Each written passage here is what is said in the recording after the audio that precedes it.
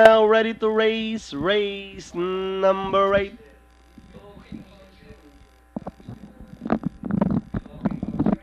Stand by now for dispatch.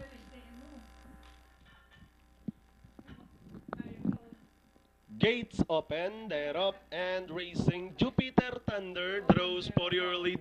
In between runners, Top Guy moving up by the rail, Final Impact.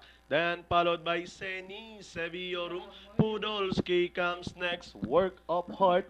And trailing the group is Boardwalk. Heading towards the half-mile pole, Final Impact leading the field, followed by Top Guy. Seni Seviorum is racing in third, then followed by Jupiter Thunder. Podolski, Work of Heart, rounding at the 600.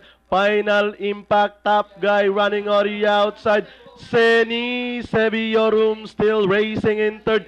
Jupiter Thunder as they round towards the 450. Now we have Top Guy, Final Impact, Seni Seviorum. Jupiter Thunder is on the outside as they race for home. Now we have bunch of horses fighting it out for the lead. Top Guy, Jupiter Thunder, Seni Seviorum is running in between runners. Podolski is on the outside. Jupiter Thunder, Seni Seviorum shuffle back in second.